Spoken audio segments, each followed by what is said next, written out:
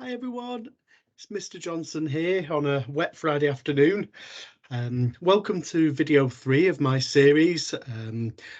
We're currently, as you know, having a massive push on wellbeing and mental health in school for staff, for you, and for the children. Now, today I want to talk to you about anxiety. So again, I'm just going to share my screen, and I'm getting good at this now, I think. Hopefully you can see my anxiety screen. There we go. Okay. So anxiety is our body's reaction to a perceived threat. And note the word perceived. And it's our body's survival system.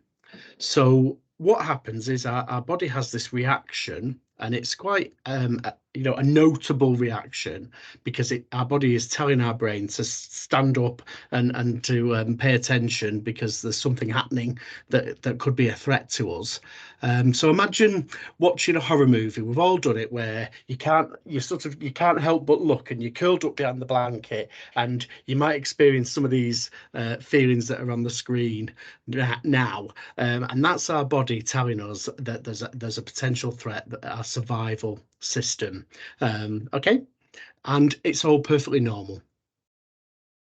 Now, the cause of anxiety could be due to a series of stressful events, or one event, and all these feelings that we feel is our body's reaction, and it's to our physical alarm bell, if you like. And when anxiety becomes problematic, it's when it interferes with our daily lives and routines. So for children, it could be they're feeling anxious, and it's getting disproportionate because it's affecting their want to come to school, or perhaps they're not socializing like they would normally, or not sleeping, not eating. And that could be classed as an anxiety disorder, and that's where we need to do some work on that. Now, there are some healthy anxiety levels. So, for example, I am one of those people that works better under stress. So I tend to just leave things until it's near the deadline of when it needs to be done. And then that level of anxiety, I worry about that. And then I'll work really hard. I might even stay up really late, or get up really early in the morning to complete the task. And I work best under that level of pressure, if you like. And that's a healthy anxiety, because I'm in control of that.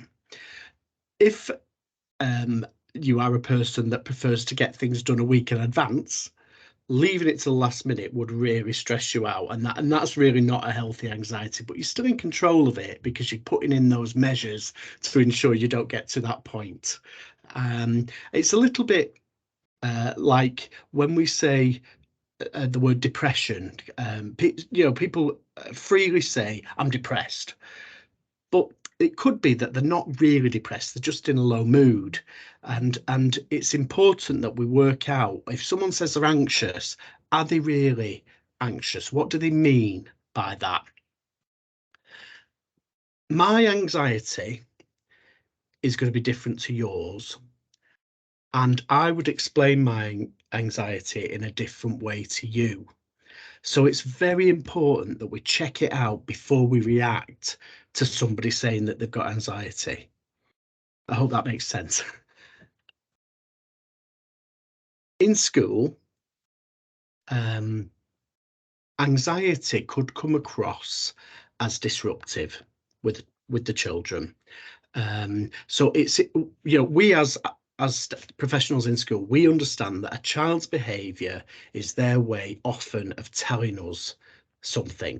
So they're not able to verbalise it, so they will react in a different way, and it could be one of the things on the screen now.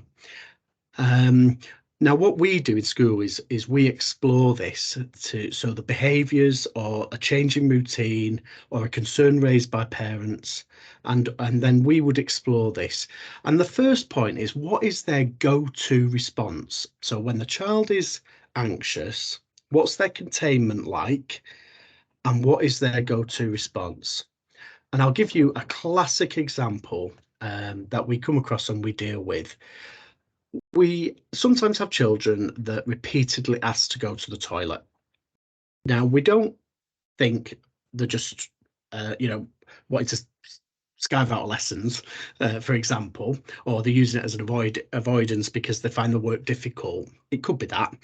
But what we would look at is, are they wanting to go to the toilet because the toilet is a safe, calm place, and in the cubicles, it's an enclosed space without any white noise, and it could be an escape for them because they're feeling anxious. So a flag goes up with the staff in that example. If a child suddenly starts wanting to go to the toilet, it could be a medical condition, it could be, other factors, but we do have that in the back of our minds, and it's something that we would explore. And we need to remember to reassure the children that it's not their fault. Sorry, I'm just going to come back to you. There we go. Hello. That it's not their fault, and we look at ways that they can, give them the strategies to be able to manage it.